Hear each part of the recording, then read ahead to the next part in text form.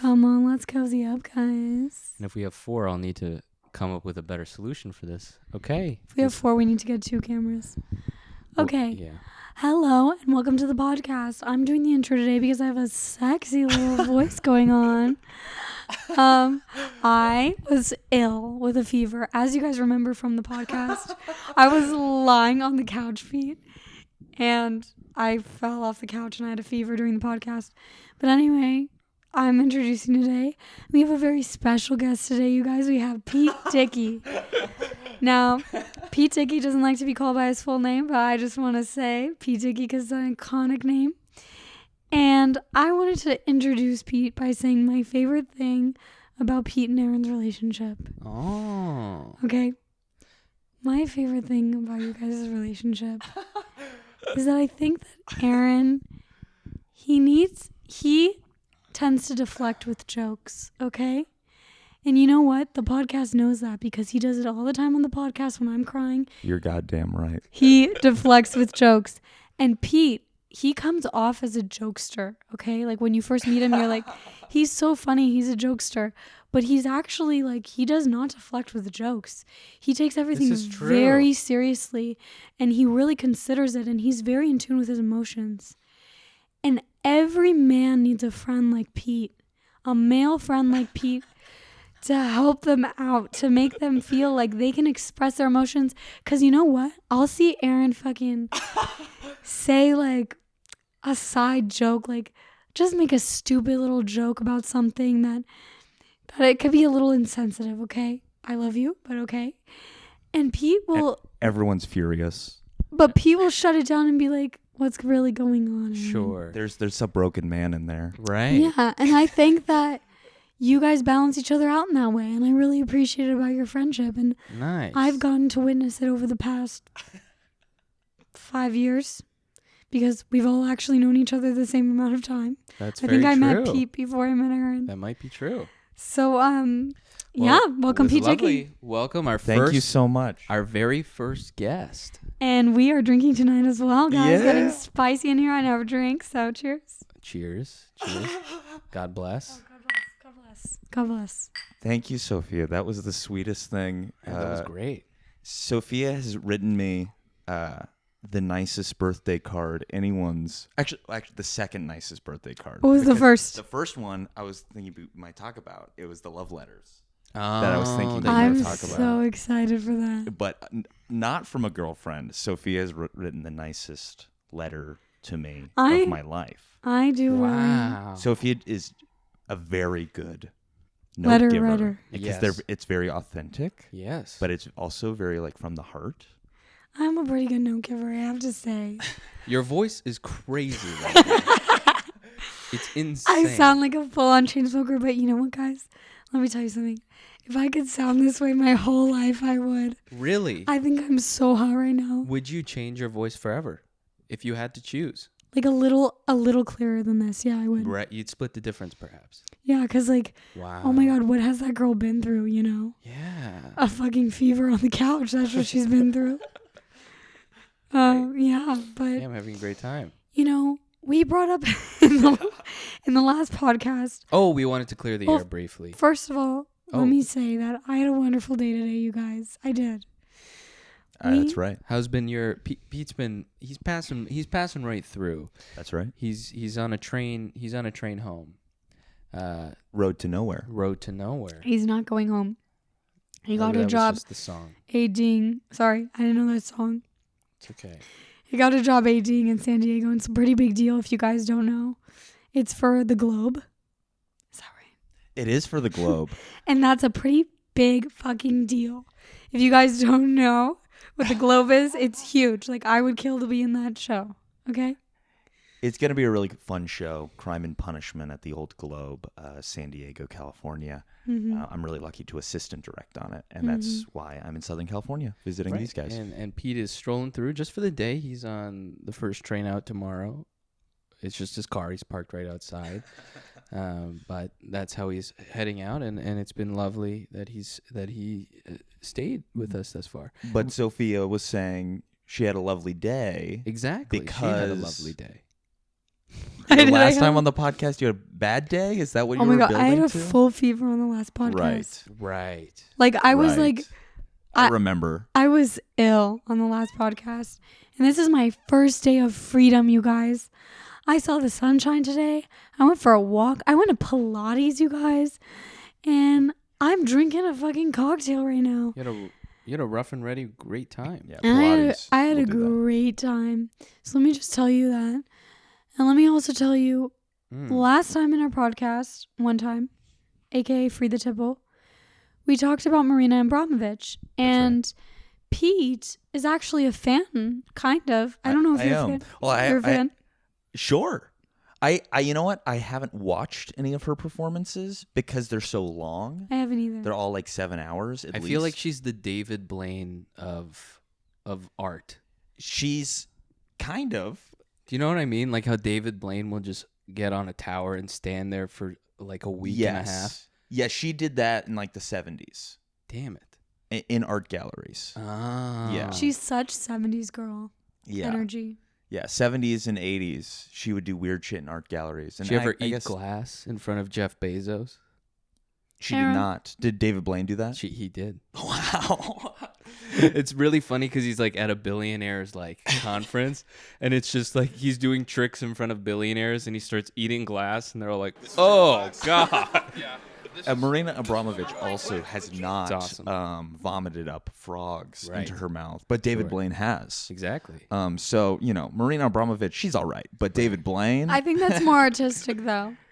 What she vomiting does. frogs? No, fuck that. What she does. Clearly, vomiting frogs is the more artistic of. No, I'm kidding. Wait, did you guys know that, like, on YouTube, do your views go down if you swear? Because we're screwed. You can censor. Yeah. No, I think we're good. Good, because I'm not fucking stopping anytime soon. Anyway, Pete has some intel on Marina, our girl. Right. And last time we talked about her breakup with her partner and how they walked the Great Wall. Pete, would you like to give us some No insight? way. That's his name, Ule.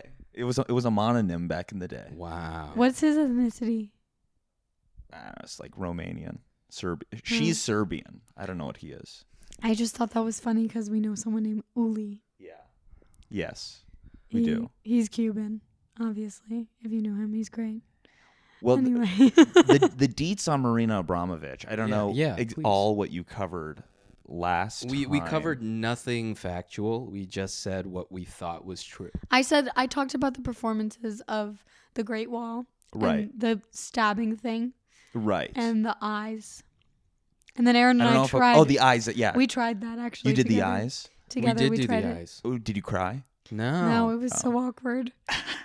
I did an acting exercise back in high school where you just like look at someone's eyes without blinking as much as possible. And how did you feel about that? For a long time? It was great. I felt so connected to that person. Wait, actually? And then we went home on the train together because of we and commuted. Kissed. And we kissed, and then we fell in love after we kissed, and now I have 6 boys. No, but I hadn't talked to this person from the class. She was my age, but I just like started gushing about my life. Wow. And I think I was a pretty buttoned up high schooler who wouldn't let my guard down, but my guard was just completely down for this person. That's crazy. Because I think we had just done the exercise. Well, I think what the exercise does, because I talked about this, I think last time on the podcast, I did it with a teacher because I didn't have a partner. He was left. So Do I know this teacher? No, it was not. It was for a religion class. Oh, okay. And I did it with him, and he was such a serious guy, he was sweet but very serious. Mm-hmm. And he was so nervous, like he couldn't look me in the eye. He was giggling. He was so nervous. Oh yeah. And I was like, oh my God, like I saw him as a real person. And I think I would have been able to talk to him more after that because it was like, I don't know, you let your guard down. Yeah. You're like, oh, this is an awkward moment that we shared. Yes.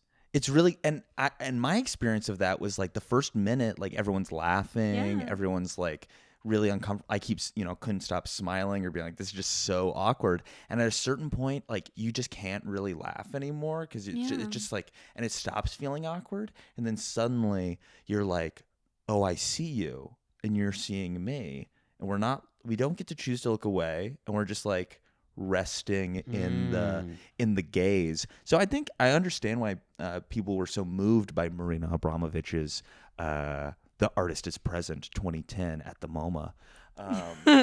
Shout out. Shout out. Because they could sit there as long as they wanted, and she would just look at them. Sure. And she's really into energy too. So she was like, I was like, oh, I'm sending sure them she my was energy. like fucking radiating shit. Yeah.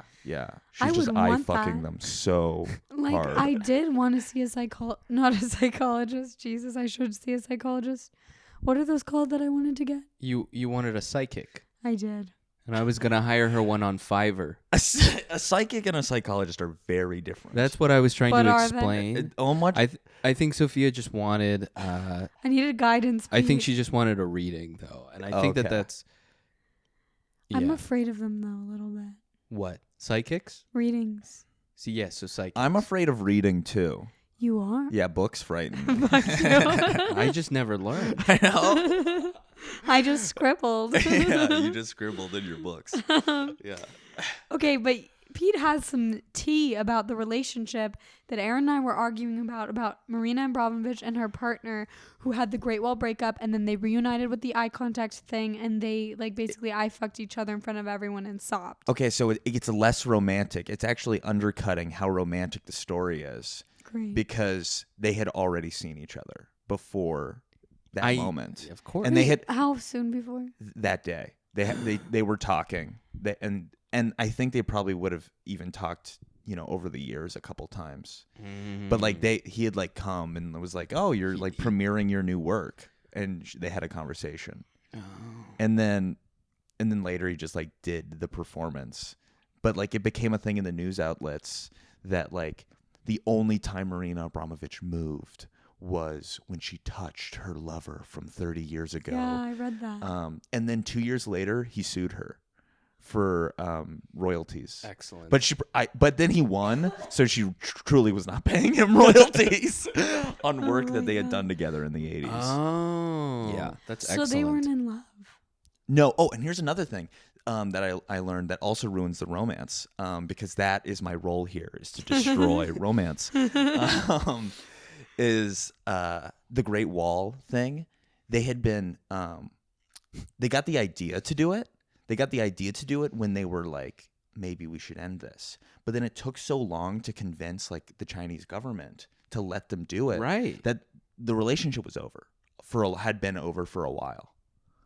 Yeah, I'm sorry. It was just a performance thing. It was a performance. So they didn't even Like apparently you had said. Yeah. So they didn't even love each other. No, they were together for like 6 or 7 years. And Why did they end? So she's the Serbian David Blaine, is what I'm hearing. she said that her one real quote about it that I saw was, and I was researching this today by chance. So I was just like This is reading so the entire random. Wikipedia page, and so this This is is all why from it's fresh. Wikipedia, you guys. And it is so detailed. If you're intrigued, just read the Wikipedia, Or Free the Tipple. or watch Free the Tipple, episode 9. Of our podcast. Was that the last episode? No. Oh, yeah, then 9. 9. And the other, oh, that's what I was gonna say about the fucking relationship.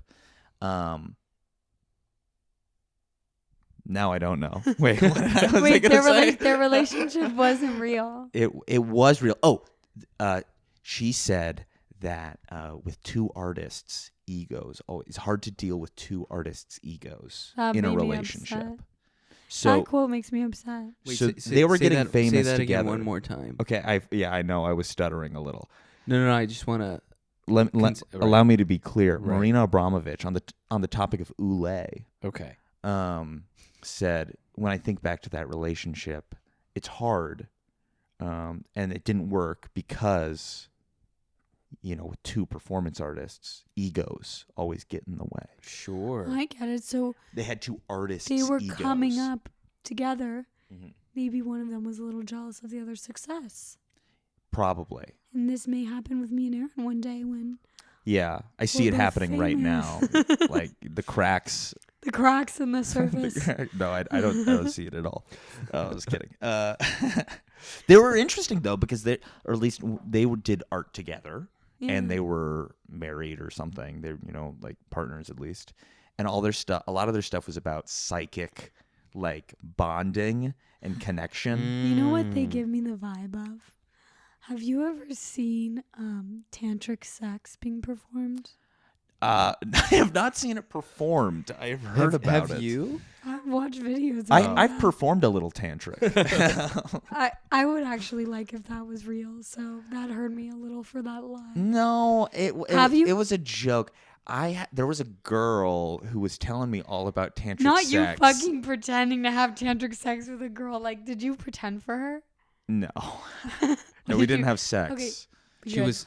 Because the whole You don't need to conversation have- was about how she had just broken up. Like she's like 3 or 4 years older than me. I was back from college. How did you know her? She was 3 years older, But how and I did knew you her from know? high school. Oh, so you were a freshman. She was a senior. Junior. That's correct. Oh, I was a freshman. She was a senior. Oh. So whatever that That's was. fucking nasty. Oh, I have another nasty thing for you, Sophia. I went to 4 proms. I only went to 3, Wow. bitch. That's what very are you fitting talking for you. about? One every year. With That is- different girls. I went with the same person the whole time, so that kind of is lame. It was Well, fun though. somehow I got on all the older girls' radars my freshman year. You Well, with a have name like that, with a surname. Yeah. I wasn't a hottie either, No, but women are enthralled by you.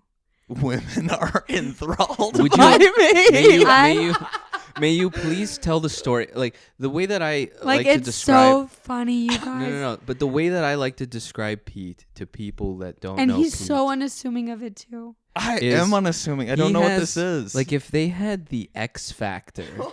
No, they're like No, it's the literal. the dick of Dicky. I want it. No, That's it's what the they're literal like. definition of X Factor. No, I'm not kidding. But in and I don't necessarily just mean in a sexual relationship.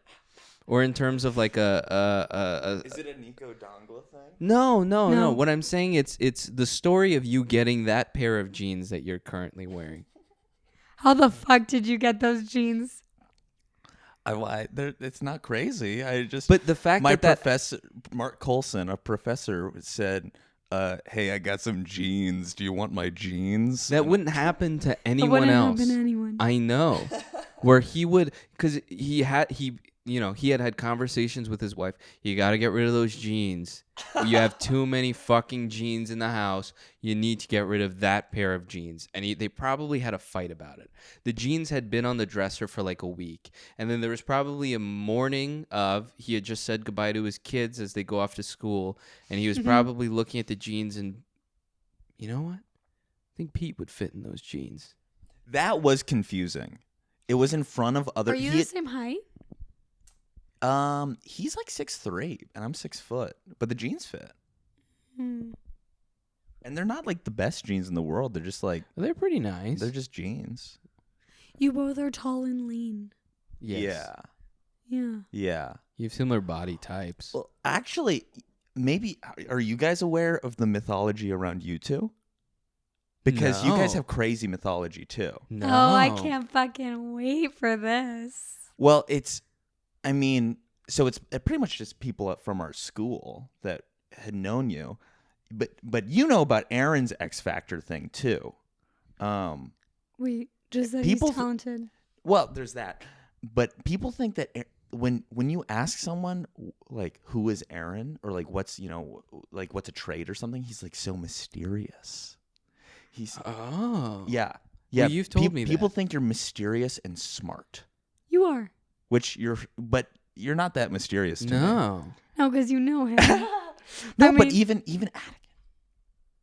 Thinks I'm a mysterious man. Yeah, and he's like, I want to be friends with him. I wish we were better friends. You know, I felt that way about Ah. him when we first started hooking up. I was like, he's not speaking. Like, does he even want me? Like, Yeah, that's so hard. that's so hot. Turns out I'm just in the bathroom 8 hours a day with IBS. That's so true. Yeah, me too. That's literally Not what me. I have great poops. Did you see me? I was in the bathroom for like maybe 2 hours today. Yeah, Today? remember when I walked in and I was like, "Where's Aaron?" And Was you were that like, 2 hours? Yeah, you were like, I don't know. I was who he in, is. but the time between Sofia left, I was in the bathroom like 2 times. I was way too busy reading about Marina Abramovich. Absolutely. I just wanna That girl. demystify my life for a Wait, moment. go on about the spice though. Tell me more. Okay. Well, I now I need to. What is the mystery? Mystery. Well, I think you guys are both seen as very attractive people who are mysterious, smart, and interesting. And you're and this is true about you guys. You won't go to like every party. You won't go to every social thing. It's because we're antisocial. And it's more of like an introvert thing, but it's seen as like you're maybe like very particular with your time. You're not gonna go to something that isn't cool, that isn't worth your time, which in a way actually has increased your status. Crazy. So And that's then- keeping antisocial. And then Aaron loves fucking with people in Yes. like He does. theater shows I and stuff. understand why he's mysterious, but I feel like I'm pretty basic, like open. I think it's because you're kind of, you get that mysterious moniker because you're like this duo, and people see your life from the outside. We were talking about this earlier, how people imagine your lives. I see your cousins, I see other people, I see your friends, I see other students who kind of knew you back at University of Michigan. They imagine who you are, and What it's do like they think that our life is like? they think you're super cool. They think you're super put together. They think you're super cool. They think you're really attractive. They're really jealous of an intimate bond that They you want to share. have sex with us. And they want to have sex with you. And then they say, would you like to have a threesome? And then I say, And Sophia rolls just kidding. I would not. her eyes. Actually, I don't know, bro. I don't know. Maybe we will save that for a little naughty podcast that you have to pay for. When we start a Patreon, perhaps. Because I've tried to branch into like the sex podcast thing because I listen to Caller Daddy. Right. But Aaron is like very nervous about talking about sex online and in general and with friends. Yeah. And so I don't know what that is. Like we can all talk about it now or we all can't, but I'm just putting that out there. I feel like I'm more open about sex than I've ever been right now. Sure. Really, why now? Because I had a breakup, and I found like with that relationship, I discovered what it meant to be like open sexually. Yeah. And then when I lost that person, like suddenly, like I was alone and I wanted to be open with myself. That And was if you're really open fucking with beautiful. yourself, then you need to be open with everyone, or you can be open with everyone. Yeah. Yeah. That is really true. So Yeah. and like I don't know. Yeah. It's hard to get there though, especially when you're dating casually. Yeah, totally. You need a partner to actually be open sexually, I think. Yeah. In my experience. I agree completely. Yeah. Like I think like, you know, crazy sex that you have, it's usually with a partner because Yeah. that's who you're comfortable with. That same Andrea Dworkin and John Stoltenberg we were talking about before the podcast. We'll drop the links below. They're feminist links? icons. I always say that and he gets mad at me. She's but, like, drop the resources. Yeah, I was don't like, think- To what? I think I watched a podcast and she said like, we'll link it. And then I looked for the link and it wasn't there. he And I never was like, fucking links me. I wanted to see the link. Oh, yeah. The You- research. Yeah, you just have to put the research at the bottom. Okay. Like my Cinco de Mayo podcast. Okay, next time. Well, Or this time I will. the point about those two, Andrea Dworkin and John Sure. Stoltenberg, we were talking a lot about sex earlier, and another point they make is that frequently, like porn viewing makes people want to perform sex in their own lives, and they want to basically become porn stars, and so they might photograph themselves. They might like do acts that they've seen in porn, but aren't Right. actually providing pleasure other than like some sort of mental gratification of Yeah. like, I'm doing this act that I saw in pornography, even though it's not. So people like want to be slick, sleek, hunky, like sex gods, sex gods, Sure. sex gods, and rather than kind of their view of like what sex ought to be and is like actually just being like totally unself-conscious, and comfortable and equal and relaxed. And I don't know if that's even like and pleasure, like sexy. real pleasure. I don't even know if that's like what, especially a lot of women, I think that they don't find things when they're attracted to men. I don't think they find things sexy that men would think they find sexy. Well, because trying to replicate something you've seen online, that's not listening or being in tune to your partner. Even like the, like jacked, oiled down, like that's beautiful. Like that's great that you can get that physique, but like, I appreciate it as a fellow gym bro. But a lot of women that I know, a lot of my friends, they're much more attracted to like, does his personality match mine? That's what's sexy. Yeah. Right. Or Timothy Chalamet. Sure. Yeah, which is like, or he's if you look cute, I must say. Yeah. Sure. A little string bean look. I mean, that is the classic string thing bean. of like gym bros go to the gym and they dedicate their lives to getting super ripped, and then, in theory for other women, and then they realize only other guys care about true. their and that's muscles. like me. Like when I go to the gym, I'm like, oh my god, like all these guys are fucking checking me out. Like they're flirting with me. They're all gay. Like really? I saw this couple. I found out they were beautiful, like so jacked, and they kept looking at me. I was like, because I was looking at them, and I was like, oh my god, they're checking me out. Like they think I'm so cute. And I saw them hold hands by the machine, and I was like, I think like my confidence is all in my head.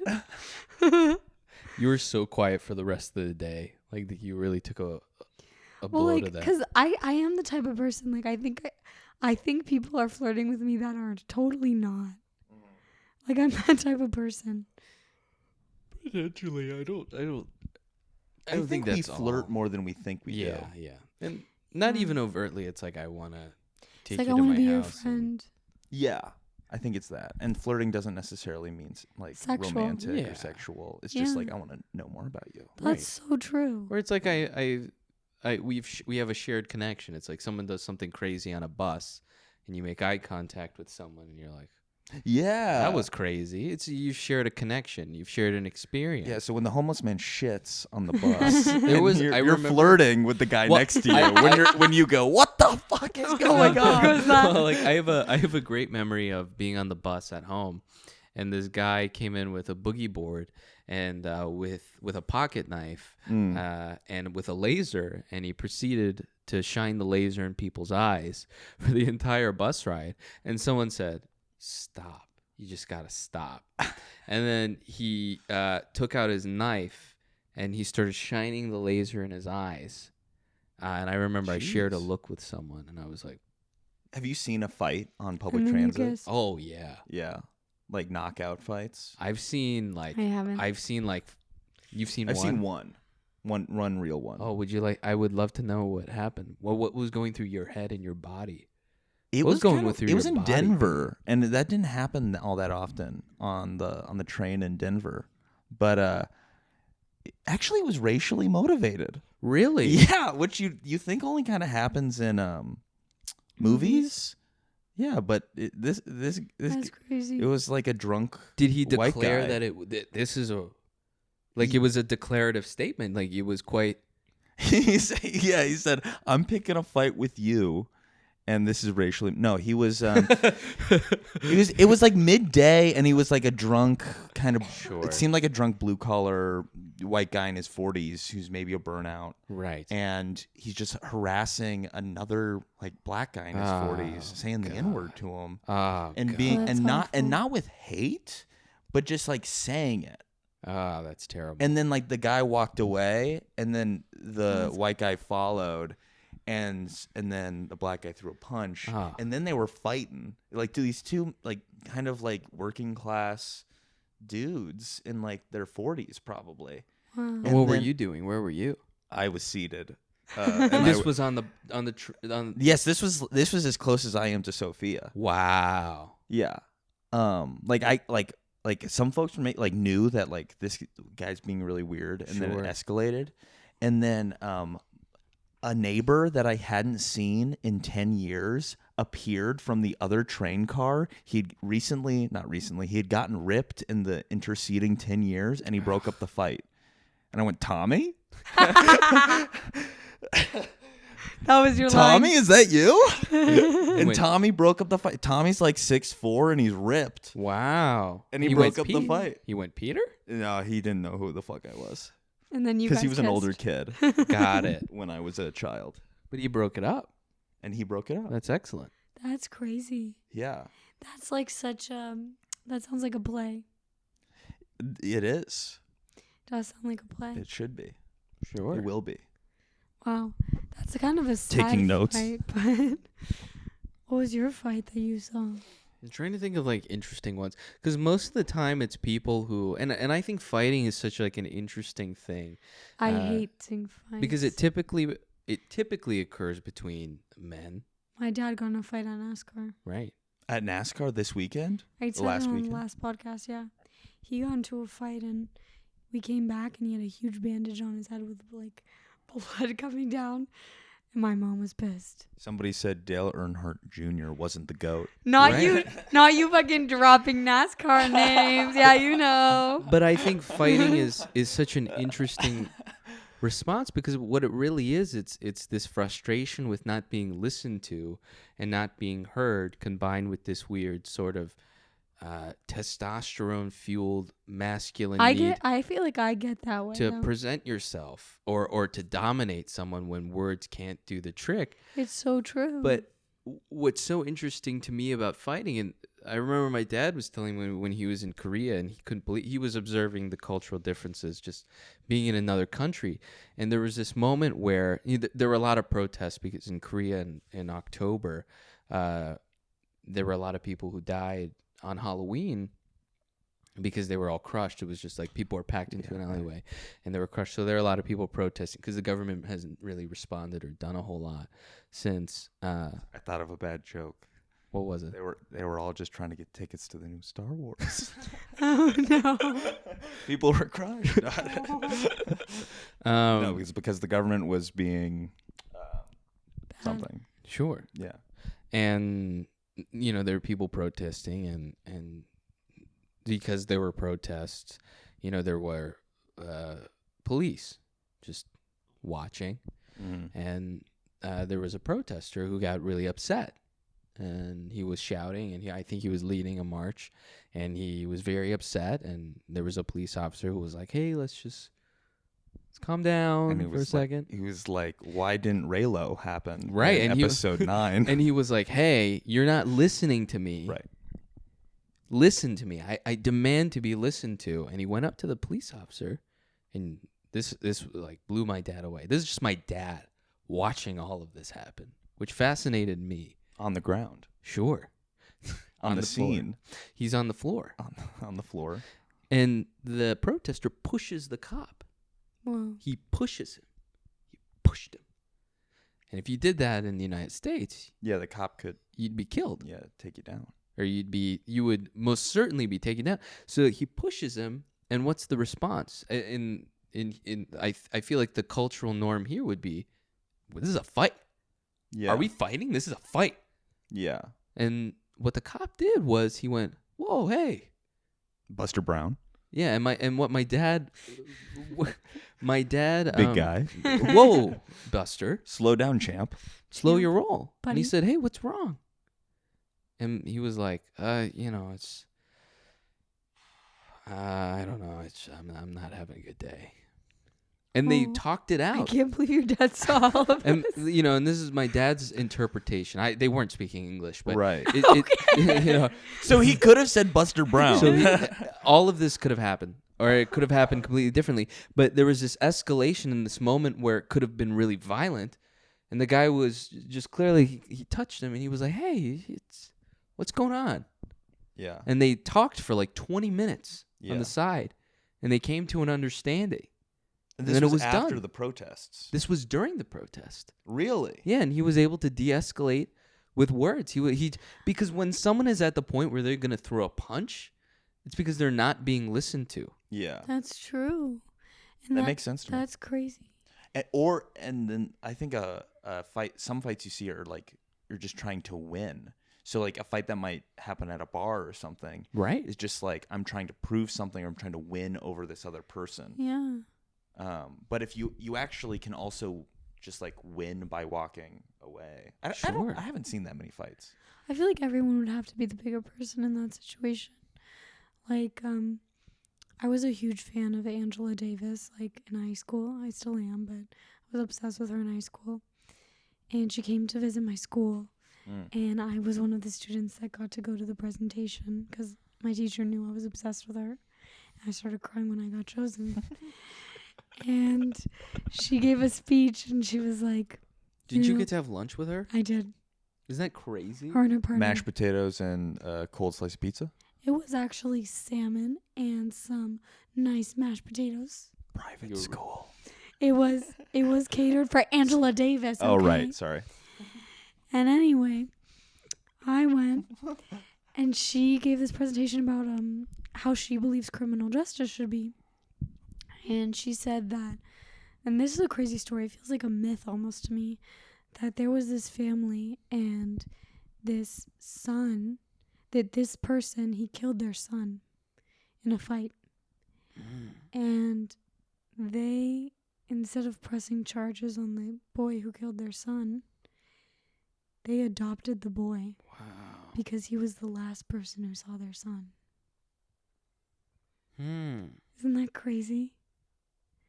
That is crazy. That is like, you have to have so much love in your heart to do something like that. And ever since I heard that story, it just always stuck with me. I was like, I don't know if humanity could ever have a criminal justice system like that, because everyone would have to just act fully with love all the time. Much easier to not. Yes, so much easier to not. Oh, yeah. It's so much easier to be angry and hateful. But what you realize is, like, I mean, even working, like, I mean, Pete worked in customer service too. Like, even working in customer service, when someone's rude to me, and then, like, you say, like, how are you, or something nice to them in response, like, I think it genuinely affects people, and they become nicer in return. Sure. Yeah. Anyway, that was my little anecdote. That was beautiful. That was great. But now I think we're gonna pivot to Pete's love letters. Pete's love letters. Okay, so, well, how do I be concise with all of this? But anyhow, I left home. I don't visit home all that often. And I left home yesterday, and I needed to leave at 5 a.m. So I needed to go to bed early. But I couldn't fall asleep, or I didn't even try to fall asleep. I just went, and I realized I had these boxes in the basement of all of my, like, childhood. Like, my mom had kept a lot of, like, the school projects Shoebox? and stuff. Yeah. Yeah, and so I was, like, looking through those, and I read through, like, some stories from, like, third grade and then, like, sixth grade. I saw, like, these interesting, like, notes from a camp I did, like, in eighth grade as well, like, an acting thing. And they're like, Pete takes himself so seriously. I was like, I was taking myself seriously?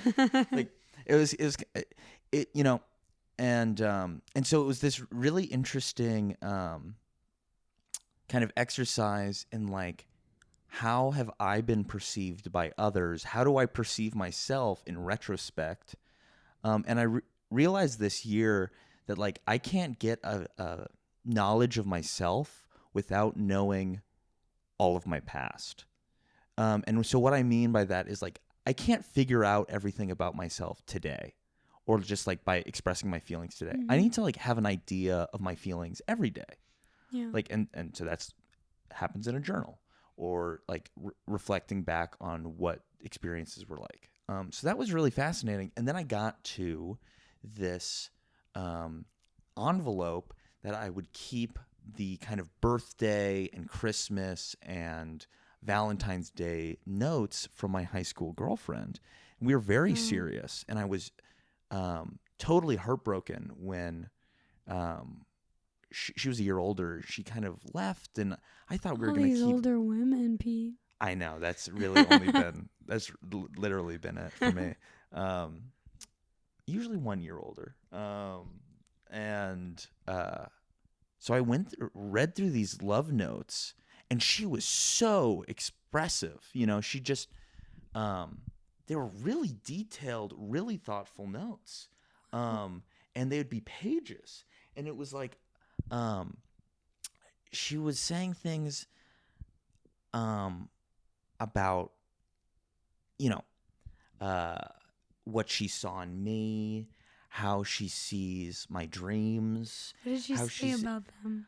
Well, she was in love at the time, which you know was heartbreaking, you know, to reflect back on a little bit, and why I couldn't read it for a long time. But it was just really interesting seeing it now that it's been like 5 years. She was saying, like, you know, I have all these ambitions for myself, and she's like, you know, you might not see it in yourself, but like I see you growing into the person that you want to be.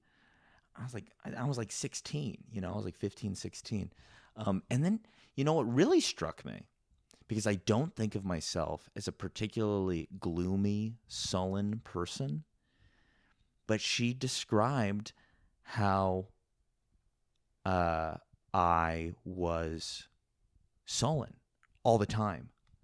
And how I was gloomy all the time, and that she felt so special that I shared my joy with her. Wow. You know, and how sad it made her feel when she saw me sullen.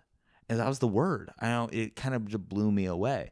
And I was thinking about, like, you know, all the ways that we perceive ourselves versus how the world actually, you know, takes us in. And here's this person who is like literally complimenting and being honest, and like I genuinely connected with back in the day. I was like, man, what is that kid that is feeling so alone and melancholic even when I'm in love?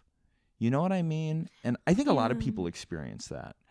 But it was interesting to reflect back on and be like, wow, you know, even in like loving relationships, there's been periods where I just feel like so.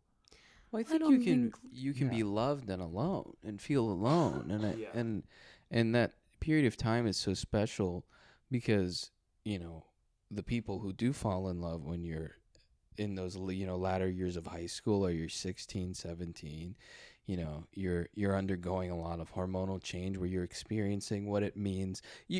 I do believe you become a person at that age. Yeah. Up until then, you're kind of copying things that you're seeing on TV.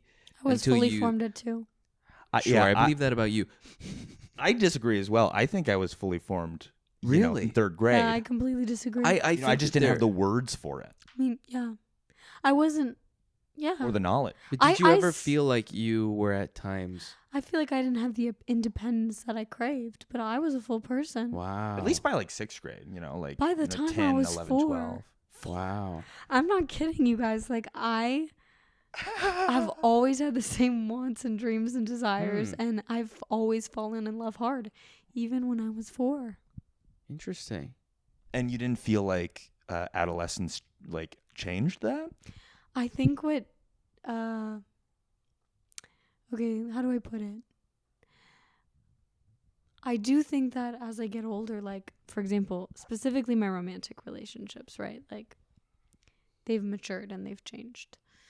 But I don't think that the pain or, like, the love or the, like, lust or the passion has really changed. Like, I think those feelings that I felt were real.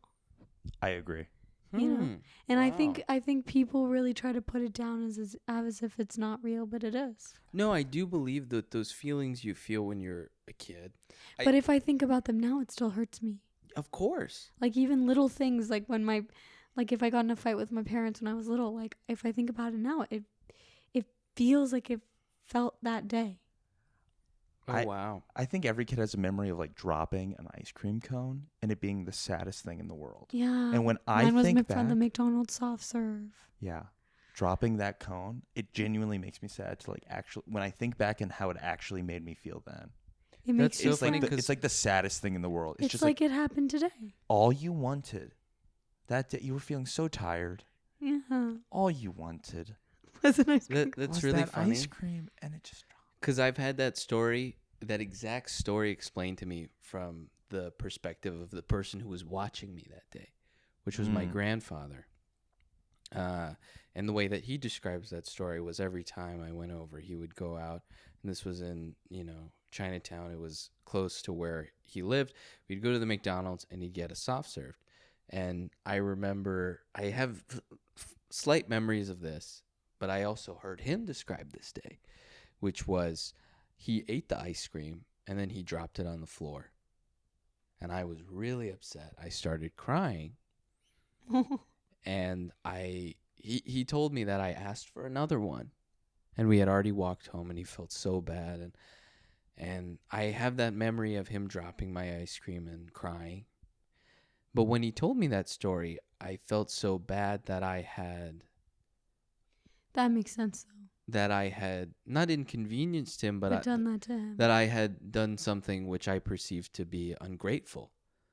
That I had a lick of an ice cream, and he had his too, and I was uncomfortable with the idea that we were sharing it, and that that I lost something on his terms, and I demanded to be.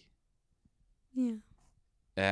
When he told me that story, and I was like 13, like I felt so terribly bad, and whenever I was in moments from then on where I felt like maybe I deserved something, I wouldn't ask for it. But you don't think that now, do you? I still feel really bad about that. Really? Yeah. But he does still not ask for things when he deserves them.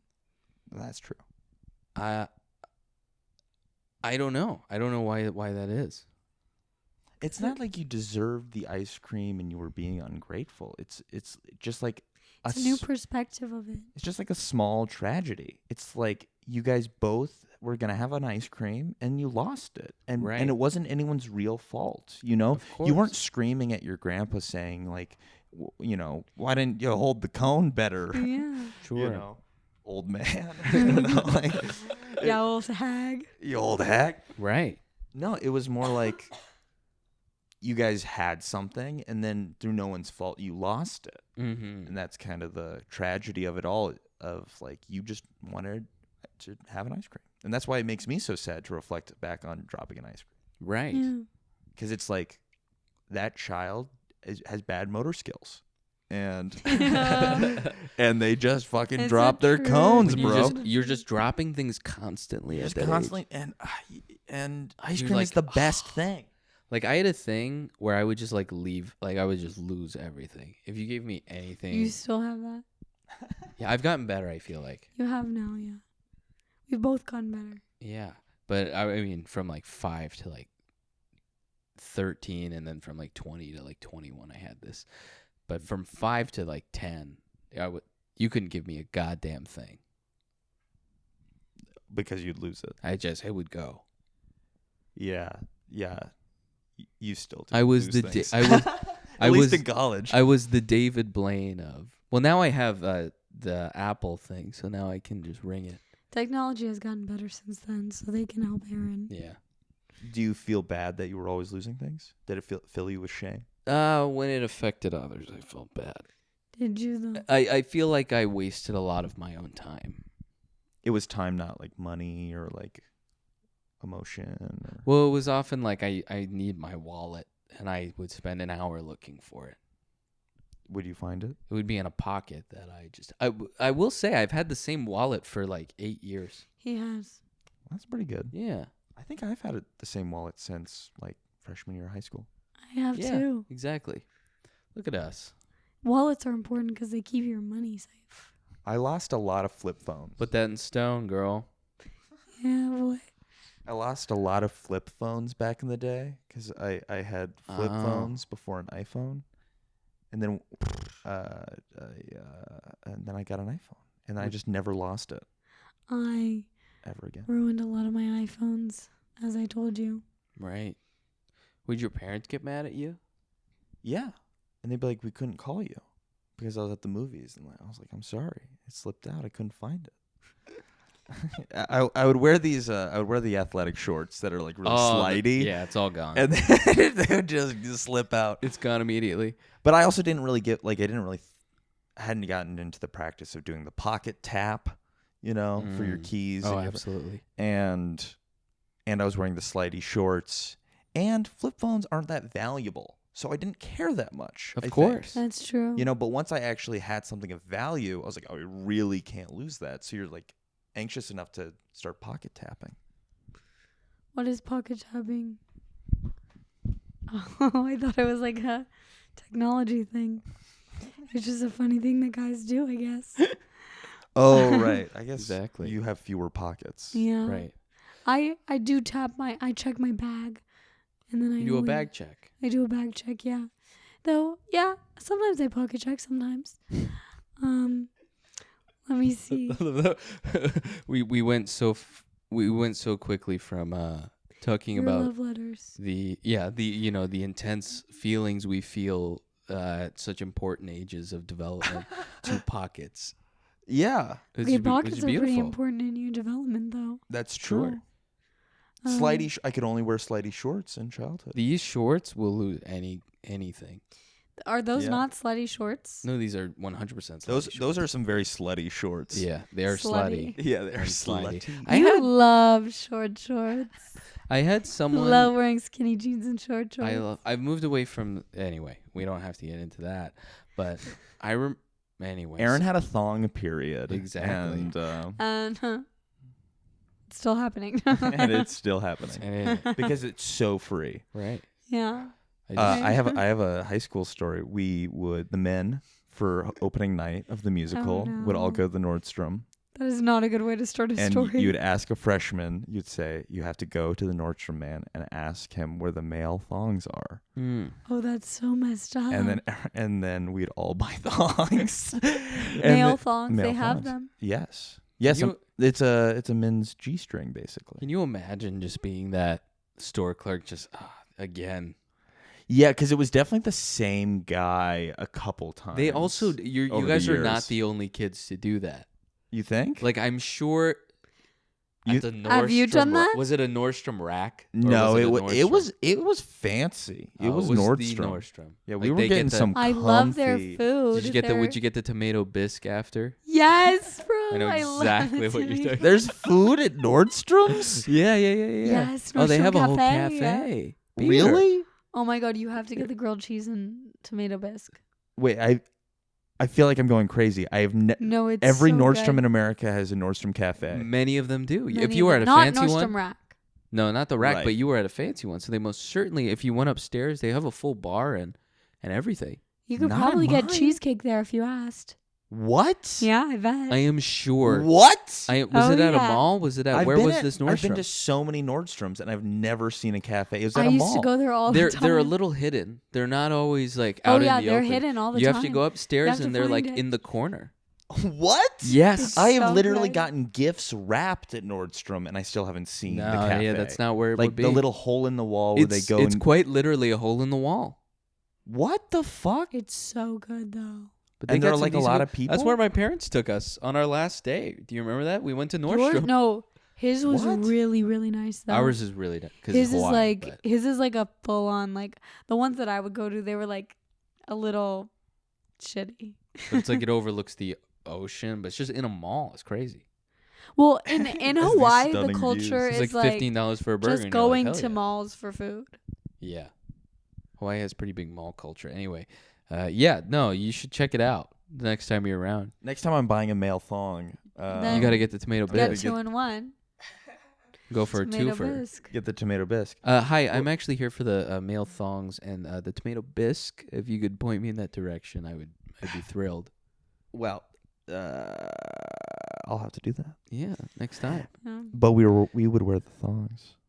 And You would for wear the- them? Yeah, for the opening night. And actually, in fact, there was a dance of all these nude boys in their thongs. You're lying. Would you show This thong? is real.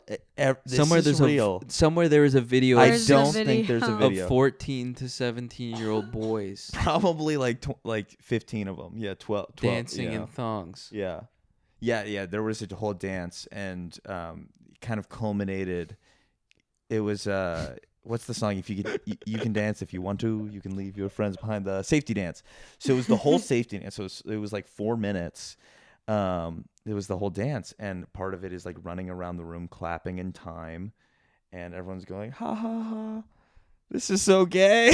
That's crazy. But you all are some of doing it us were voluntarily. gay, and of we course. and it was voluntary, and You're like, that's crazy, you guys. yeah, What I if don't. we kiss? And inside you're like, this feels great. Yeah, I think kinda okay. freeing. Here's where it came from. I think it was a theater tradition at my weird small heights high school, and it had come from for some reason the boys and the girls could change in the same room, or they would do this in the same room. With They the would girls. yeah, Oh, they would. wow. So the girls would be in. They would go and get underwear on opening night, And the girls. and the guys would go get thongs, and they So got you caught. had an orgy in high school. It You guys wasn't would a swap. but when my time came around, it had been there was no more co-ed underwear dancing, so it was just So it was just the it men. was just the men. I think the women did their own thing. But the guys were like, no, this is tradition. It was tradition. Yeah, we Wow. did it. We did it every year, That's excellent. and it was crazy. Yeah, we did a lot of weird traditions. That's We really did too. strange. And then my mom found the thongs what did she say? in my drawers like a year or two later, and You kept it. of course, It was special. No, of course. I'm just. I just put them in the bottom drawer. in the drawer. Actually, I think I might I have was just- chucked a couple because they did get sweaty, right. and I couldn't like wash it at Some home. skits, But you perhaps. can't buy like one; you got to buy 3. Ew, Aaron. You gotta buy a pack. Yeah, you buy a pack, or maybe you go in on a pack with a couple other guys Sure. because it's like $25. It's Nordstrom, right. Yeah, true. You share the same undies. They were silky soft though, and I'm sure they felt great. yeah, my mom really. So what did she say? She basically was. She was like, Pete, if there's anything that you ever want to tell me, Are you a male stripper? Are you a gigolo? No. I think she thought I was gay, Yeah. and probably still does. yeah. And I don't know. You Actually, yeah, I don't know. I you're mean, like, these are my 2 serious girlfriends, Mom. She's like, but that thong though. But the whole time she's like, no. Actually, I think she was probably super relieved once the girlfriends came around Well, because did you they're explain- fairly homophobic. My Sure. parents. Really? Yeah. did you explain the? So were they like upset with you by it? No, she's just incredibly uncomfortable. That 'Cause makes I sense. But feel like when needed to whenever find my out, parents you would know. find even thongs that I had, like Yeah. they would get very mad at me. Really? Like lacy thongs, like I would have to sneak out Oh. and buy those. Like, any sort of like lingerie, I still hide to Really? this day. Yeah, Still works. like Aaron As bought good as me- new. Actually, I don't know what it is. He bought me this like famous thong from Sex and the City, and it was more of like less of a sexy present and more of like a thing of like it's famous in Sex and the City, and I love Sex and the City. Right. It's like this pearl G-string, and he bought it for me, and I like hid it from my mom. pearls? It's pearls. It's pearls. Wow. It actually, I don't know where it is right now, which I should really find I know it. where it is. It's in one of the suitcases. We have it. Okay. I saw it and I put it on. Oh, how'd you like it? Not very comfortable. No. Really? Well, it's pearls, Sure. and that's the ass part. So I it's think very it feels cold. kind of nice. Is it real pearls? I have no Yes. idea. How much did you spend on this? It was like $80. Oh, what? I feel like if it was For real a pearls, thong, it'd be though. right for a thong. So That's it's like pretty not that many expensive. pearls, and they're very small. Oh. Right. It's just the G-string part. It's not the front. Oh, it's not the It's front. just the lining. oh. just the little underline. I thought it was the whole thing. No. It's like No. one little thing. Yeah. It's very It's actually cold very and it's elegant. Yeah, it sounds classy. right. Yeah. Yeah. Anyway, If your parents were to find that, they They told would- your me. mom they would about say it. it's so classy. I had enough, Aaron. I had enough of hiding things from her. She told her mom that I got that for her. Why did you just tell her? Cause I can't lie. You know this about me. But she asking, Yeah, have she's you like, gotten "What a is that?" pearl G-string? Because I gave her a gift. She didn't see. She just saw the box. She didn't see the thong. Oh. Well, You were in San Francisco when you got her this gift? Well, I gave her. He well, sent for it her to my anniversary. home. Well, no. I was gift wrapped, and it was in inconspicuous wrapping. I said, Sophia, just take it to your room. Which is just not a And good you can idea open to have it. me do anything secretive. And in I my didn't know house. that at the time. It was early on, and I'm good at covertly. Because he wouldn't buy me a pearl thong nowadays. I'm good at being. Well, we live together, so it's. I mean, I don't need to be inconspicuous. But at the time, I mean, I was good at. Maybe you need to buy Sophia a pearl thong. Perhaps That's Maybe. sounded like there's something. You know, Be nice. Maybe. the cracks are opening. nice. Yeah. Well, you have one. You want another one? I don't need one. Oh. Yeah, the treats A you match got me set. yesterday were nice. Oh, one up Oh, top, brah. or one I could wear. Aaron, That come would on. match you. Don't be silly. Good match.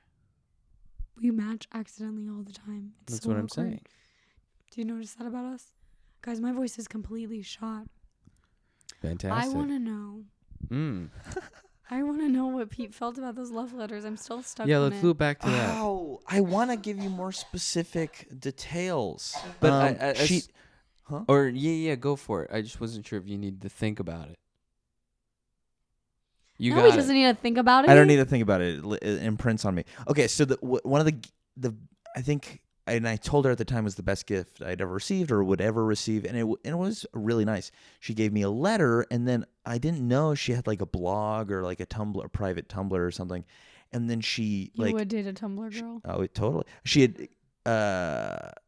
had cut out or printed out like all these like entries from when she was getting to know me, and like it's like 20 like entries, and then she wrote a letter that it's like references the one, and then you read the entry, and she was like, you went from being a blank to a blank in my life, and it was like November 1st to February 23rd, and you read November 1st, and it's like, there's this person I just met.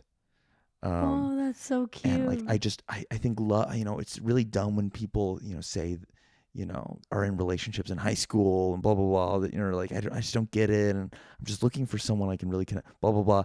And then like to February 20th, and she was like, this is the guy. Like, You were in a full love story. Yes. You had like a love story love. Yeah, it was real. Did you talk to her after the breakup ever? No. And well, I didn't understand that we were broken up. She went away to college, and I thought we were still we kind of talked about it, and I was like, okay, I guess we won't text this semester because it might be really painful to text. And then I reached out like in November of that year because I thought she might be coming home for Thanksgiving or something. Yeah. And she had she could tell she didn't want to talk to me, and then like I was just trying to get a read on her, and then I think she came back, but she didn't want to meet over Thanksgiving, and then we were texting a little in December, and she said, I just want to let you know I'm dating someone. Oh. And you were still in high school. And I was still in high school. And she's still, as far as I understand, she's still with this guy. Wow. Really? Yeah.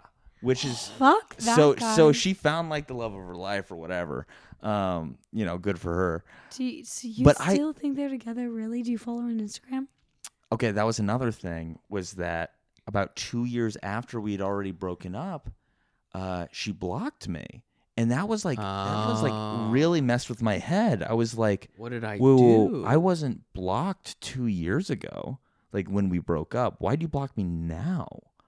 She's definitely still had feelings for you. Or maybe. People I don't know. only block when they have feelings for each other. But I think I was like liking posts, and I think she just didn't want to.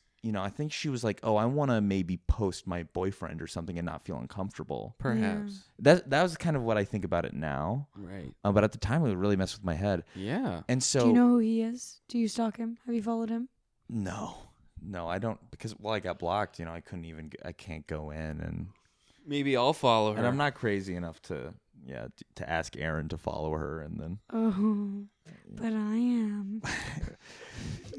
I mean, yeah, you can. We'll I could- look it up after the I would after the fully pod. befriend this girl, and I would make her fall in love with She's you. really into knitting. I think her senior thesis in I college. used to be into sewing. Yeah. Yeah, Did you do it? Did you sew I wasn't good at fashion? it. I would sew fashion for my Barbies Oh, okay. when I was little. People's like, So you weren't into sewing. They're just kidding. I tried my best. Uh, Anyway, Well, she was really into knitting, and her senior thesis was she got like a math degree, and so it was like polyhedrons in knit form, and she did like some kind of essay about my God. about math and knitting and the crossover of the two. that is like a really lovely nerd right there. Yeah. Oh, she's That's the really sweetest. cute. She must have been really smart though. Yeah, I really liked her. Um, But we had broken up, and then she told me she was dating someone else, and I like freaked out. Yeah. Oh, And- that's total freak out. And I was like, "Can I please just call you?" Yeah. And so I called her that night, but I couldn't be in the house because I just immediately started crying, started sobbing. That's a long walk. But the I've problem been was there, bro. it was like 15 degrees in Colorado at the time, which was it was really pretty. I remember this walk like it was yesterday. It was like everyone had put up their Christmas lights already. I want to say it was like December 10th, and snow was on the ground, and it was freezing, and I'm freezing, and I was like, I had a call for a little bit, and I was like, I'm outside now, but it's cold, blah, blah. And she's like, well, phones die when it's cold, blah, blah, blah. And it was way too short of a call because my phone died. And she was like, well, you know what I said, like, phones die in the cold. And you didn't Right. call her back? No, and she was like, well, is there anything more to really talk about? And I was like, I guess not. And then like she was in town later that month, and there was like a friend to get together that I went to, and then I was like, can we please talk like after the lunch? Or after lunch I kind of hung around. I was like, can we talk? Did you see her there? Right. No, she was at the table, right? Like we had a whole friend. Oh, she was there. Supper. Yeah. Yeah. The Last Supper. Yeah. At the Last Supper of that friend group. Did you rub her feet? Aaron. No. But I tried to talk, and then she was like, after the lunch, she was like, I said, can we talk right now? I don't know if you're free. Like, she's like, no. She was like, actually, I'm getting a coffee with, this other friend. I was like, okay, well, can we talk after that? Like, Fuck, bro. and then we did. She said yes. So she got 2 coffees in a row. Oh, she was on her caffeinated second queen. coffee. She's going crazy. No, and she was really just kind of annoyed with me. And I guess, What did she say? well, I actually struggled to remember that conversation. I just know I was saying the wrong things. Like, I was just trying to even understand what I was feeling, and trying to like be Yeah. honest about that. And like, and I was like, I want you to move on, and blah, blah, blah. But like, I'm just like feeling blah, blah. I can't even begin to describe what I I think said. we've all had that But conversation. we know though. exactly what that feeling was. But here's the thing. I think she had already thought that I understood, because I learned months later she had written me a farewell letter and had given it to me in the front page of a book she returned to me. And so the story there is, I was going to see Sunday in the Park with George. Oh God. I was about to say the snow. I was going to that see- was giving like George is alone. No, it was my favorite. Okay. I was Wow, rereading. that like was a the- pretty good like note the that you just Chrome pulled Alone. out. I was just Which is the climax of the play. Why are you yes, sneezing? yes. Okay, Because that him this was walking crazy. through the snow gave me George walking. This is crazy, Aaron. Wow. I'm about to I was about so to say I'm that. I was about to go see this show. It's crazy. At the time, Sit it was my down. favorite show in high school. It was my favorite show. It's a Sondheim musical, Sunday in the Park with George. It's Aaron's favorite too. That's It's great. amazing. I've never seen it. wow. And Wow. well, just like Cynthia was her name, and I tried to, during our relationship, I like tried to get her interested in this. We were both in theater, and she just didn't get it. She didn't like that musical. She didn't get it. She didn't like it, the sounds. But I was going to see that play that day, and it was I graduated high school, and so it had been like almost a full year. And before I was just about to walk out the door, my parents are literally calling me they're like, Pete, are you coming? Are you coming? I just dressed. And then I was like, I just stopped for a second. And I looked in the bottom of my drawers. Wow.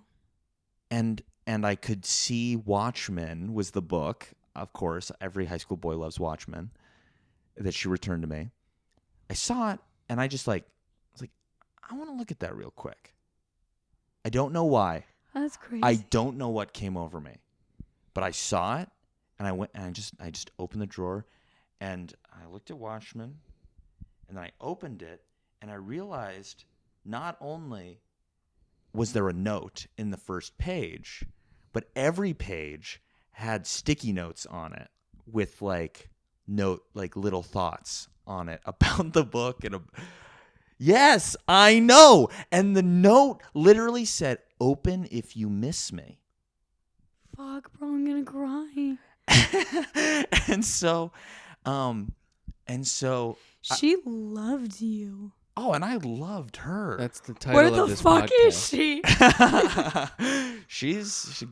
she's in Washington, very happy with her math and her knitting and her boyfriend. But I opened and I read it, and she said, "I believe in." She was like, "This, I don't know if I'll ever." I don't. So she had written a note that was a farewell, and so she thought I had already understood that she was done with us. That was the last thing she had to say, and in the note it literally said "I believe in symbols." She was a Wicca, a Wiccan, Witch. a Wiccan. She was a witch. She was a witch, or was studying. Her name it. was Cynthia, and she was a witch, and she loved knitting and math. Yes. I just wanted to spell that out for the viewers here. And Get her. She was like, "I believe in symbols," and she was like, and I'm giving this. I was never able to finish this book, but I would love to finish it someday. In the same way that, and when I first started this book, I saw it as an opportunity to better understand you, because sometimes I didn't feel like I understood you, and I understand now, I can't finish this book, and in closing this book, I'm also closing the book on our relationship. And I'd love to open it up again someday, but I don't know if I ever will, But for right now, I'm just closing the book. We're Sure. And so I'm reading this, and my parents are. I'm like, what the? My parents are calling me to go to this play, and then I go to see the play where the theme of the play is move on. Totally. The theme of the play is discover. Stop worrying where you're going. Yes. What's the rest of the line? You have to move on. I mean, things keep moving on. Yeah. And I was crying at this Oh my play. God, that would destroy me. And then I went to lunch or dinner or something with my family after, and they're like, "Are you okay?" And I was just like, "I can't breathe right now." Did you I tell don't them what know. happened? I can't remember. I don't know if I Probably did. not. I don't think I did. You should have. They're unsentimental bastards. They would have cried with you. No, No. that's a story. I would hold my son to my chest. If he You told me would, that. and your family would be receptive to They that. would. They would. I could see my parents being like, Mm. what? No. You're like, okay. Oh, that's really hard. Yeah. Yeah, man. I hear that one, Pete. Yeah. Yeah. No. So I wrote a note that was about and there was a copy of that note in my series of love notes. That was what I had written back to her, and I tried to deliver And I don't know if she ever read, but it was about like receiving this letter and like all the coincidences clearly around she didn't it. read it if you still had it. Well, no, it was the rough draft, and then I rewrote it, because I didn't know what exactly I wanted to say. So I kept the rough draft, but I hadn't kept the final. How did you send it to her? I returned it with Book. with textbooks that I was giving to her younger sister because they were her textbooks originally. Oh. So you still kept in contact with the family? I texted the sister. How many and I years was later was this? A year later. But I graduated high school, so there was no reason for me to see the family, So you saw, what did the sister say to you? Were you close with the sister too? I left the box in front of their door, and I said, hey, drop the box off. And then I learned later that they were on vacation that week. So, they wouldn't have come to the door or anything. I rang the doorbell and stuff. So I never really knew if they got it, I think I got weird vibes later that I was like, maybe they did get it, or maybe that's why it was blocked or something. I don't know. But that was like a year later. It would be a weird reason to block you. I was dating Emma when I learned I got blocked. And it was yeah. it really messed with my head. Still. Oh, totally. No, it was pretty early. I was at Emma's place. I was on her couch. And it was like the first couple months we were dating. Do you think that you've ever gotten over this girl? I think in reading those love letters, I don't think I ever did. But in a way, it was really kind of gratifying to see those and realize where I am now versus then. I remember at the time, part of the coping was imagining she thought she was a tree. She was Wicca, so she was really connected with trees. She was a special girl. No, she didn't think she was a tree. But she said, I feel more connected with trees than I do with people. The sky or, this Jesus Christ guy or like any of these religions. Like, I feel genuinely spiritually connected to trees. You know what's so funny? When I pray to God, this is getting religious. Sure. I think of God as a tree. Trees are beautiful, and they're like symbols of life. Like, I think of God as a tree holding me. Like, and Mother Earth is usually like a tree. Yeah. But she felt really connected to trees, and so there was part of that. And so part of my coping with the relationship was like, okay, trees grow rings, and you know what those rings are? They grow layers on layers. Yeah. And you can go back and see age 17. You can see age 18, and like that's still inside. And so this is how I conceptualized it at the time, and it kind of helped. But it was like, okay, as time goes on, like that 17-year-old still lives within me as much as it ever did. And I think that's still probably true. So I think that the romantic in me is like, I still, like that 17-year-old still loves this girl, person, you know? But now I'm 23 and I have 6 years of rings on top of that. And here's something I have to ask because I tend to do this. Are you someone, like, when you got into this new relationship that you've just ended now, did you ever compare the two, or did you ever feel that one was stronger than the other, or was it just like these are two separate relationships in my life? I don't think I ever compared the two while I was in it.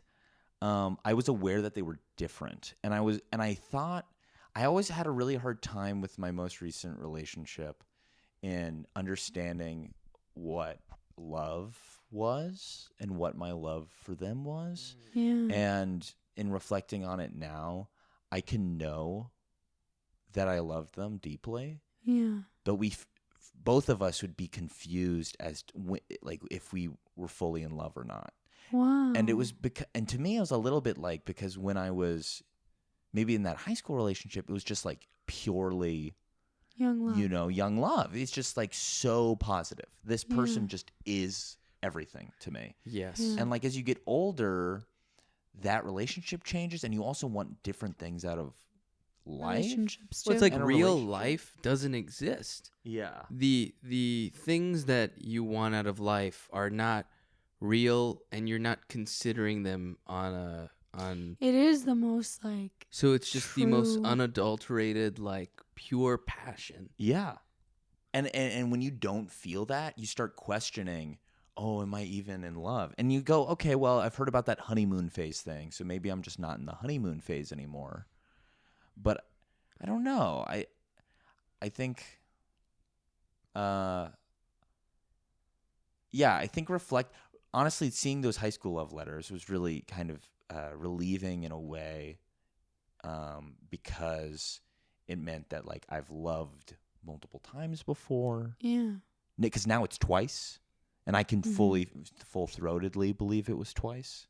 Yeah. You know, and that means that those people still exist, but also maybe there's another. You know, They if do that's say how it you happens. have 3 great loves in your life. But they say 3 great loves, and then they say your mother, your first love, your first girlfriend, and then like the one you're currently with or something. How close are you to your mother? No, I'm just kidding. That's what I swear that's the thing that I've heard. I'm not like, My mother I is think my Oedipus first might love. have written that one. Oh my god. But that's interesting, and it makes me think about what we were talking about before when you both disagreed with what I had to say. yeah, and we called you a big fat idiot. And you said, no, sit outside. Yeah, we where said- you belong, you dirty boy. Yeah, we said, Aaron, you are a moron. You are a fucking idiot. And I hope you die of thirst. Yeah. Thirst. How Specifically. specific. Out in the doghouse. Yeah. So, what I meant by that, just to quickly clarify, but then agree with the both of you. What I meant by that is I was very insecure from ages like 12 to probably 17. Really? And I oftentimes, and as like a 6th grade, honestly my whole life, I would watch television or I would watch movies or I would listen to things. And I still listen to podcasts where I think I felt very uncomfortable with myself and my body and my skin and my brain and the way that I thought about things. I thought I was a very weird kid growing up. Why? What was the way you thought about things? I felt very uncomfortable thinking about what was presently me. Yeah. I just didn't know what that was. And I would often try to find that in other people. So I would often like things that I saw on television or things that I saw in movies would greatly impact just the way I would live my life for the foreseeable future. Like if I literally saw something on a movie of a character that I liked, I'd be like, I think I should be that person. I can emulate them because Tyler Maybe you were just Durden. an actor, Right. though. Right. No, I don't think so. It was I think like people respect them or people like I felt so like lost in my own own body. Wow. I think that's And I really didn't like this feeling of having to sit with myself. Yeah. And I just felt so awkward growing up. And I would like just walk around and I'd look at myself in photos and be like, "Oh my god, I look such like an awkward, weird kid." Yes. Yeah, I think we're the same type there. I do find it strange when somebody can be like vainly enjoying a childhood photo, or Sure. It's just like I have found so much shame and humiliation. There was and a rough time from 7th grade to probably junior year of high school. I was looking ugly. Why do you Honestly, say that even though? Why were sophomore you? year of college. Why would you say you were ugly? I was ugly. Why would you say that? But let me though? tell you something though. 7th grade, I had short hair. I cut it short, and it was like curled. And I had a tooth gap from the braces because I had a fucking overbite because I used to suck my thumb when I was little. And I had a really Yummy. bad acne. It was yummy. And I had a full unibrow. I wasn't allowed to clean my eyebrows back then. And I thought I was so hot. Like you will then, say stories and over like I was so sexy. I'd be like, "How old were you?" I was 12. yeah, like I really thought I was hot shit. Yeah. And now I look at myself and I'm like, I will sometimes, not to sound sad, but think I'm really ugly. And maybe if you put a picture of me now next to my 7th grade self, you'd be like, what's the more beautiful picture?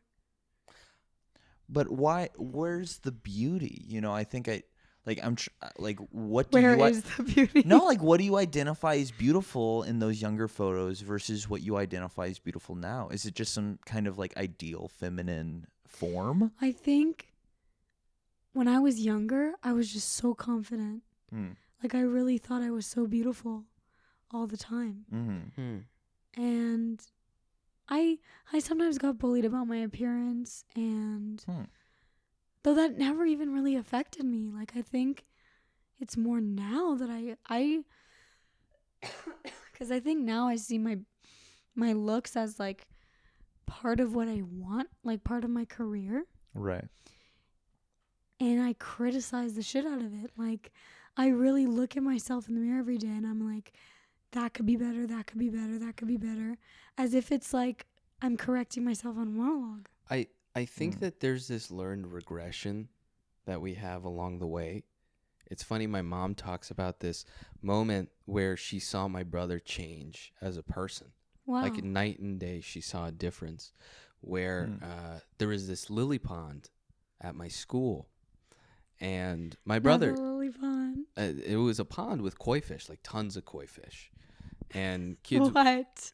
Aaron and I are these like soppy romantics, but we don't acknowledge it. But I bring it up, boys. There was this lily pond, and the frogs were chirping. What do frogs do? Burping. They ribbed. Burping. They were ribbiting. They go and rib. The birds were ribbing as well. But wait, what happened with the breeze. lily pond? Tell us. And there was one sad boy, and he had one sad tear, Exactly. and it dripped down his one sad face. Well, he was a very cheerful kid, and he was athletic, and there was this moment where, my mom remembers dropping him off at school that day, and he had a lot of friends, and he was very excited. He was in probably like the 4th grade. Okay. 3rd grade, 4th grade. So still young, but still, and she remembers picking him up from school, and the teacher said, he was pushed in the lily pond by some older kids. That's really sad. And he had to be by himself for the rest of the day. Like, we could not put him back in the classroom. We couldn't do it. Because he was crying. He would lose it. Right. And my mom said from that day on, there was something that was never the same. I've heard this story. Wow. Yeah. You And told me this story. And it's and that's like a very bold You know example. what is funny about you? Uh-huh. Is that sometimes, and I think it's a really beautiful thing, you speak about these moments that you have with your brother as if he's you. Like, no, like I feel like you It's guys Freud are very, time. like, connected, especially in childhood. Like, it's almost like, I don't know, like, it's like his pain is your pain. Like, I feel like you feel almost protective of him like an older brother would feel. I feel that way about the brother I shared a room with. Sure. That makes sense. I feel that way about Leela. Yeah. But she's my younger sister. Right. Yeah. Yeah. But Andreas is pretty fine, so he's doing all right. You know? right. I don't worry about him. Absolutely. Yeah. But yeah, and like my mom remembers that day and remembers that change. And look, it could have not been that. Right? It very realistically could have not been that, and he'd be the same person no matter what. But she remembers that, and she remembers his disposition changing and something in him changing, and him maybe slowly isolating himself a little more out of fear of being pushed again. I don't know. And to what you were saying before, I think that there's that, and to what you were saying, that sense of self that we're born with. Like, I remember in preschool, your teachers would write notebooks about what you did that day. That was like their whole thing. Did your preschools do that? Say it again? What? They would keep journals of what all the kids did, and they would have journals, and they would give them to your parents. Oh, we didn't do that. Daycares do that. That I've been to, but I don't recall that being the case for my preschool. Interesting. Yeah, I think they tried to do that. Yeah. Yeah. Maybe. But yeah, they would. The teacher would have a journal of every kid, which is crazy that they did this. But every day they would write down what he did today. And I think this day, the assistant was writing, or the TA, or whomever was there. And it was interesting because I remember finding the book, and there were some things that were really funny, and most of it was boring. But I remember I was probably like 16 when I read it, and it was the teacher's name was Momi, and it was, Miss Momi lost her mother today, and there was a moment in class where she cried, and the class saw her cry, and they cried, and Aaron turned on the music and just wanted to dance. Oh. And I remember thinking that, and I don't know how I felt about that. You tried to uplift them or something. Potentially, that's what that comment meant. Like, he just wanted to dance. And I think my mom wrote back, "I'm so sorry. That's really inappropriate. That's really fucked up. We'll talk to him in the future." Most of my mom's responses That were is apologizing for so my behavior. real, though. That's so you. But I think maybe I would do something similar today. You would, and I would kill you for it. So I had that thought while you guys were disagreeing with me, and I agree with you that, that You're really broken up over this. Well, no. I just disagreeing. No. I just mean that I agree in the sense that there's that moment of yourself that you carry on with you from the beginning, but I think that there are things that you get along the way that you gain perspective of what the past was or whatever. Perhaps, yes. Yeah, I think the idea. Now, I'm not spiritual. I actually don't believe in a soul, but I think the idea is a soul. It's the idea that you are one consistent person. You are a continuous person, and like that. I think that's what Sophia and I were kind of suggesting, is that by a very early age, something that was me. I don't think you change very much. You grow, but you don't change. Yeah. I don't really believe in people changing that much, but maybe it's because I haven't. I don't know. I think behavior can change and outlook can change. Yeah. But I think the core of who you are doesn't really change. Yeah. But like I think that gets used to like not help people. That framework gets used to be like it's their fault or that's just who they are, rather than like, oh, this person needs help. We need to find or we need to guide this person towards solutions. But I do also believe that the core of every person is good. Like I genuinely believe that. Mm-hmm. So I think that, how do you account for evil if you think everyone's good? But I think I also think everyone's good, but I don't know. It is like for like serial killers or like rapists. Like it's really hard for me to not see that as evil. Mm-hmm. And I think that I don't think I will ever not see that as evil. So I do say that everyone's good, but with people like that, like it's really hard for me to see the person there. Yeah. So I don't know. But I do think like when you're a child, you have to be good. Like I can't imagine like a child not being good, but maybe I just haven't met like a truly evil person. Mm-hmm. An evil child. An evil diabolical child. Baby, perhaps. Just Donna. The baby. Demon spawn. You look through like under the crib and there's notes for, storming the Capitol. Yeah. Or 9/11. We said that. Oh, yeah, right, exactly. We said that if the babies stormed the Capitol, everyone would surrender. Well, it'd just be like, that's an evil baby. It's like sneaking the weapons through TSA to cause mass destruction. But it'd be like so cute. You'd be like, just go for it. Yeah. Just go for it, little guy. Exactly. Guys, my voice is shot. I know. Well, we have been going. Donna's joining. To see us off. We've been going for an hour and a half. Okay, maybe we should wrap it up then. Yeah, perhaps. I guess my final thoughts are I kind of want Pete to contact his ex. Yeah, let's call her right now. I bet she changed her number. Probably. You think? No. I've had the same number since I first got a phone. Okay, well, I have I two. doubt she has. Have you memorized it? No. We don't expect you to do this at all. Yeah, you don't have to. Maybe like you can text her. This podcast ended up being a lot about love. Even the Marina Abramovich stuff was love. Sure. Yeah. And then about self, I guess. What was your childhood. expectation? I don't know. Oh yeah. Yeah, but that's cool. Our podcasts never go the way that we expect. Yeah. I always have a plan. I always have a plan, and Aaron always ruins it. He always ruins it. But he's it's okay. a big asshole. It was I fun. tell stories about koi ponds, and then that. That was a beautiful story. I thought that story was a little lame. Thanks. No, just kidding. I liked it. Yeah, I thought your brother was a big baby when I pushed him in that pond. He deserved it.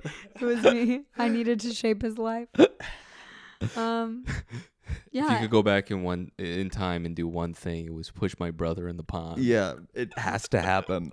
Clearly, it changed his life. It's like what we have the security camera footage, and it's Pete dressed in a cloak.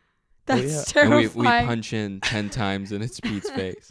And I have a tall black hat on, like in Meet the Robinsons. Exactly. Oh my Wow. God. But yeah, Yeah. it's very Meet the Robinsons. My sister describes me as what's the evil guy's name? Goob. Yeah. Yes, she says I'm big goob and she's little goob. Wow. You have to see the photo. That's pretty fucked up. Yeah, that's crazy. I mean, we kind of both embody that though. Yeah, at different moments. That light just died, I think. Okay. Anyhow. We're going to wrap it up now. My voice is completely shot. I hope that you could understand me through this podcast. Shoddy. I have work tomorrow. I don't know how I'm going to greet the clients, but... Hi. Hi. Pilates inside. Anyway, Your credit card was denied again. do you guys want to wrap it up? Yeah, Pete, do you have anything left to say? Kristen Bell. I love your work in Bleep Twilight. that name. Bleep that name. I hope she sees this.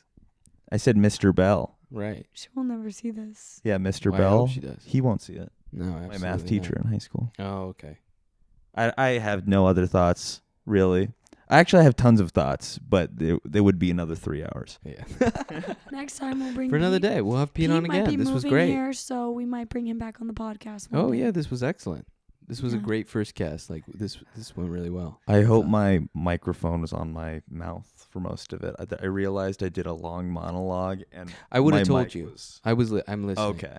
Yeah. That's good. We are trying to save enough money to hire a sound guy. We're thinking What? maybe We're we thinking can. of paying Chris. Well, because my idea is it's really funny if we sink a lot into production costs and Yeah. just have absolutely no viewers or, Yeah. or money. Yeah, that's not funny at all to me. No, but I Me think neither. it's funny. I think it's funny if we just keep moving. Wouldn't it be funnier if you sunk nothing into production costs and you were a great big success? No, it's Made a lot of money? No. It's so much funnier if you have insane production costs. how about we just get viewers, Aaron? So my next thing is we need to hire Chris, Right. It'd just be easier and we for need us. to have employees on the payroll. But once we get 100K, we'll do that. Okay, guys? 100K. That's what I'm- 100K? That's what I'm aiming for, so that I can get paid and quit my job. Brilliant. I'm not even kidding. We're gonna start advertising this on our Instagrams. I Those- hope to God that occurs. Me No, too. we will. We will. And I don't believe in God. And TikTok. And TikTok. Okay. Amazing. Thanks for joining us, guys. Thanks, you. We're gonna go to bed and get a good night's rest and go to work in the morning. Don't drop your ice creams. God Just forbid. eat them. Mic dropped. Oh, FIFA full fun, bitch. Is that really your catchphrase?